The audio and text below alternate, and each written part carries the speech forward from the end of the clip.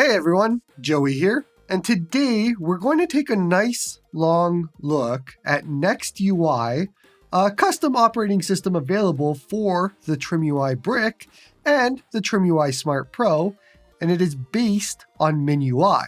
I'm actually going to be using the TrimUI Brick for today's video, since why not? Let's give it some love for today. Now look, I've been wanting to do a video on NextUI for a very long time. I have been keeping an eye on them for months now, and I kept waiting for them to implement RetroAchievement support, but it never came, at least not officially. So I just decided, you know what, it's been some time, I'm just gonna do it now. I did find a very convoluted workaround for RetroAchievements on this, and I'll share it at the end, but it's not really worth doing. Honestly, I think NextUI is probably one of the more exciting operating system projects that not a lot of people are talking about loudly enough right now. The developers are working constantly, and there is basically daily releases, which is why whatever release that I show in today's video will probably be out of date by the time this video even goes live. So let's do a very quick tour of everything before we jump into the setup. Again, this is a MinUI-based custom operating system. And for those of you that aren't familiar with MinUI, that basically means it is running based off of MinArch. And it is similar to what the name says, it is a minimalistic style operating system, at least in looks. And it is meant to be pretty simple to use. But NextUI has a ton of features that you can add on. There is an Onion OS style game switch menu to swap between games. You can use shaders if you're one of those people and you want them. We have full Wi-Fi support here, which does help since this does support Syncthing. You can have box art and artwork, and there is even a full game time tracker. LEDs can be controlled by each LED in the operating system to however you want them to be. A big one is that NextUI has support for deep sleep mode, and that works exceptionally well, especially on the Brick. And we can keep going and going. I think you get the picture.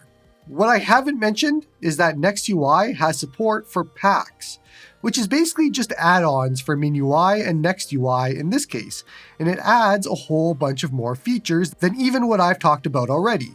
And we'll be utilizing that today quite a bit. For example, you use the Pak Store to add and remove packs, like artwork scraping and Syncthing, themes, standalone emulators, and a whole bunch more.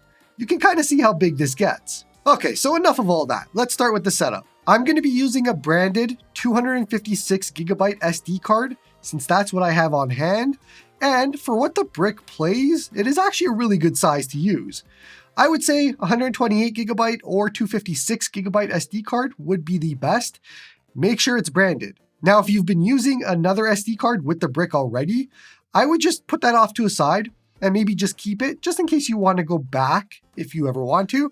So just keep it off to the side and grab a new SD card for today's project. You're also going to need a USB SD card reader to connect to the PC. And again, all of these items are in the description along with anything I talk about today. Let's head to the NextUI GitHub page and over to the releases section, and we're going to go to whatever the newest release is.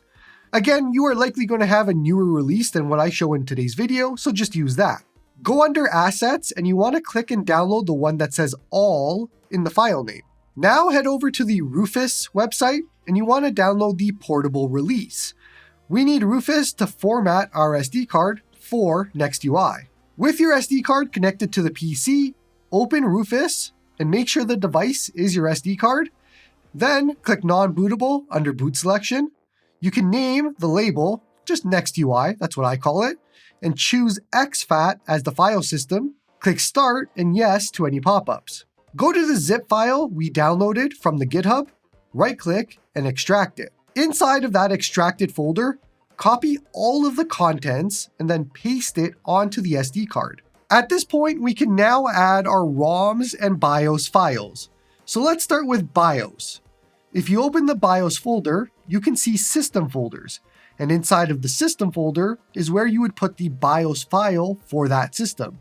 So for example, in the PS folder for PlayStation, you would put your PS1 BIOS file or files. Repeat for any systems that you need BIOS files for or want them for. Now, if you're confused about BIOS files, NextUI has a list of required BIOS files for systems that you need to pay attention to for your games to work. Head back, and the ROMs folder is where you put your games. So you're going to see all of the system folders, and inside of the system folder is where you would put your games if you have games for that system. So all of my Game Boy games go inside of the Game Boy folder, for example, and so on. Now, it is important to note that there are some systems that have multiple folders, like Game Boy Advance and Super Nintendo. And that is for using different emulators if you want to. You can see for GBA, there's another option with MGBA, and for SNES, there's another one that says SUPA. Personally, I would always use the MGBA folder and MGBA for all of my Game Boy Advance games, and then the SNES or SFC folder for Super Nintendo games. There's no need to complicate this, just do what I did. Now, if you're confused about what ROMs are or what games are, I have a video linked in the description on what all of this is. Once you are finally done putting your BIOS and ROMs on the SD card, you can safely eject the SD card and insert it into the powered off brick. It's going to say installing, and then bam, we're in, ready to go. You should see all of your systems in a row. If you head inside any of these systems, you're going to see your games. Go ahead and push the menu button, and now you're going to be in the Quick Switcher UI menu, which lets you do things pretty quickly. The icons on the bottom are for settings, toggling Wi-Fi, toggling sleep mode, reboot, and power off. Games and tools takes you to games or tools.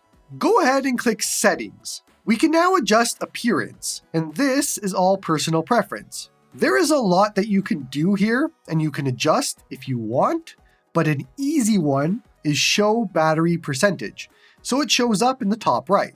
Back out and now go to display.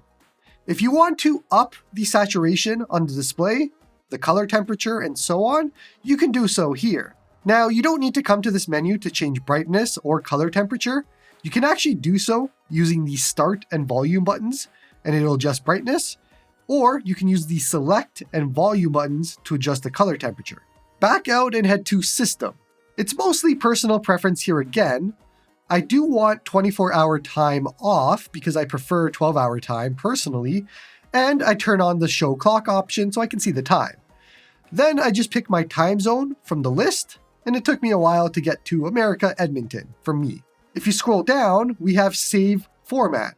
And since I want my saves to be compatible with RetroArch on other devices, I choose RetroArch uncompressed for both saves and states. Head over to FN switch, and if you want to use the FN switch on the device to change things on the fly, you can set up here what you want it to change.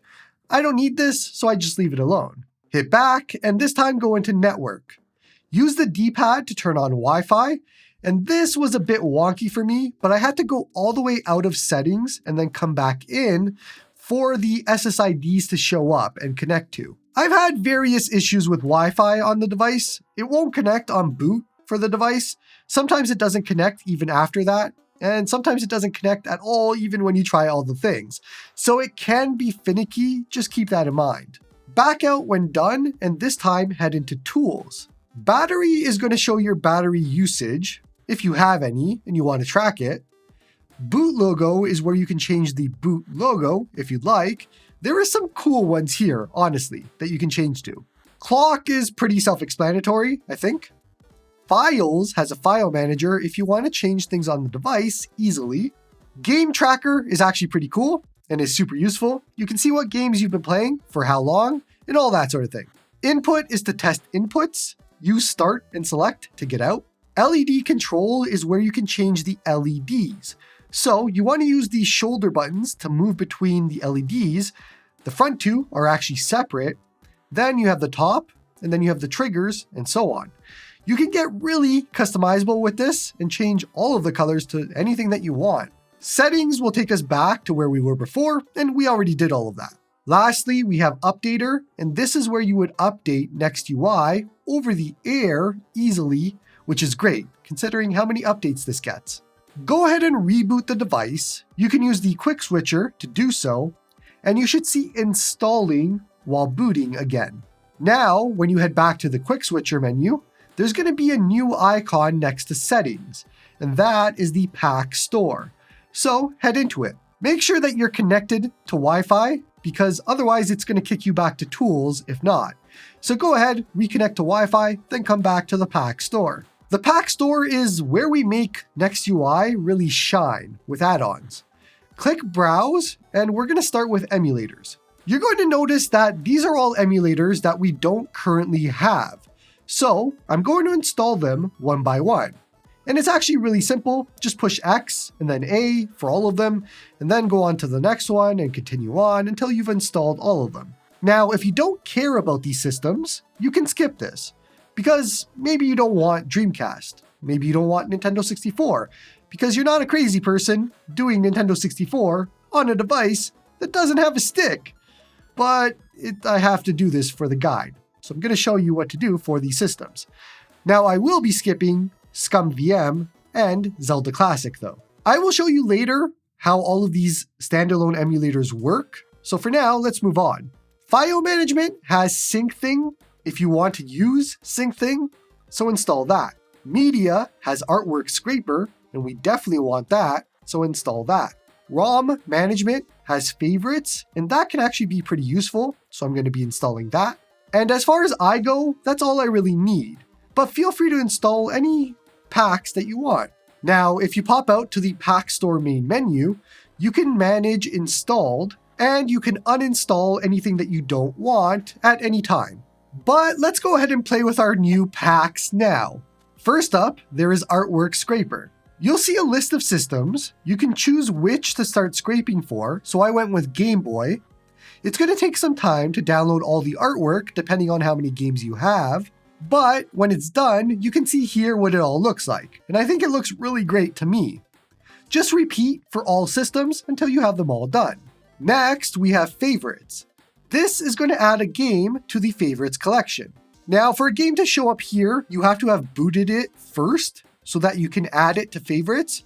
And when you do, on your home screen, you're going to see Collections. Inside Collections is Favorites, and then all of your favorited games are inside of there.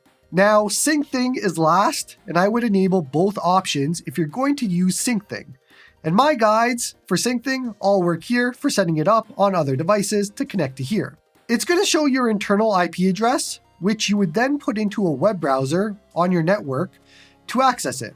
The username and password is MinUI for both. Now, if you're curious where saves are located for Syncthing, they are in the MNT, SD card, saves folder, and they are separated by system.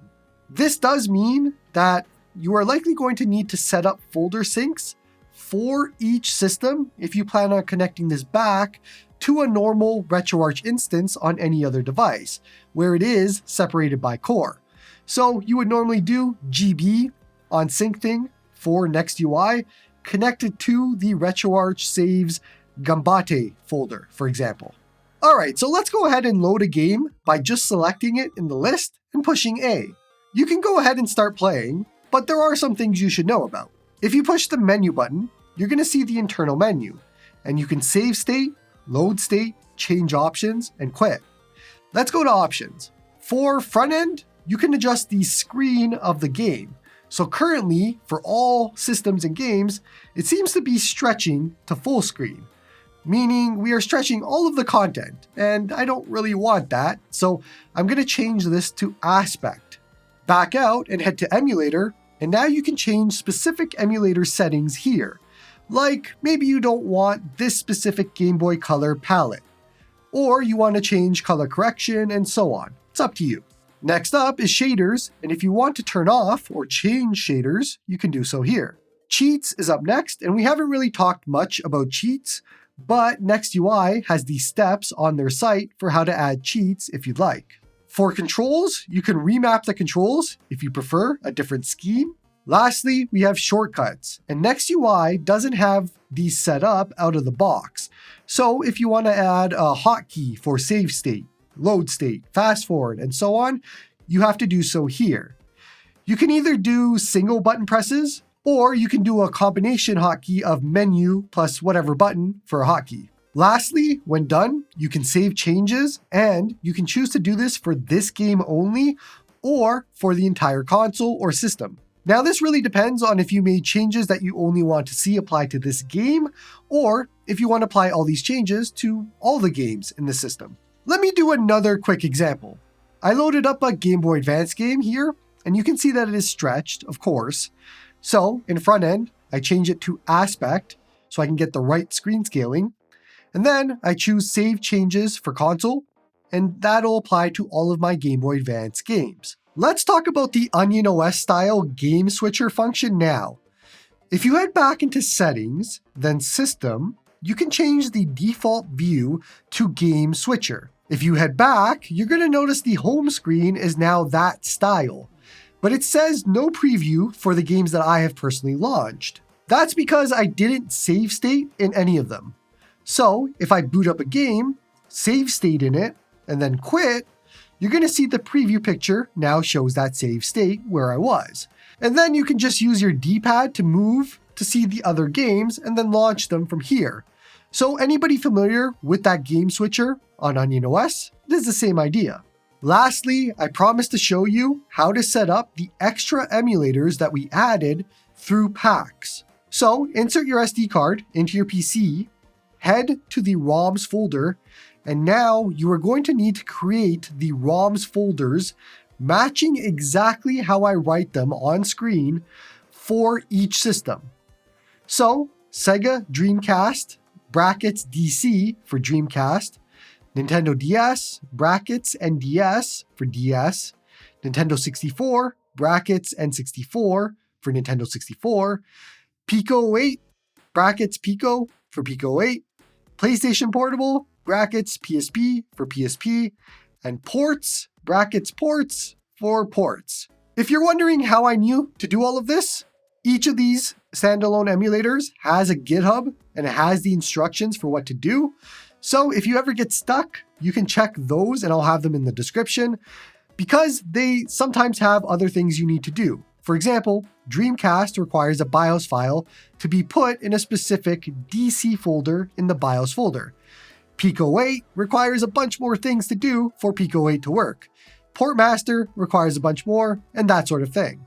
So again, I'll leave all of this in the description, but you are pretty close to getting up and running for at least Nintendo 64 and PSP and a few of the others. Otherwise, that is really all I have for today. It was a long video. We did everything that I could personally think of. So jump into some games, have some fun, try out some things, and if you get stuck, the NextUI Discord is probably the best choice for you to troubleshoot things if you need to. Now, for everybody else, you remember at the beginning of the video, I said that I did find a way to get RetroAchievements to work. And this is advanced. For everybody else, just end the video here. But if you're curious how I got them to sort of work so that you can build off of it, let me show you what I did. Basically, you can install the PackUI RetroArch.pack, and you can get it by grabbing it off of the PackUI GitHub. Personally, I just downloaded the entire project as a zip. Then I went in and extracted it, and I went into the tools folder, TG5040, and I copied the RetroArch.pack folder, and then I pasted it in the same location in NextUI. So tools TG5040. Then if you boot up NextUI, you can see there's a RetroArch option. And if you load it, it doesn't have any connection to NextUI anymore. You are basically just loading up RetroArch as RetroArch itself. So I personally couldn't find out how to connect it to, let's say, load up a Game Boy Advance game and it loads up RetroArch and whatever core to do so.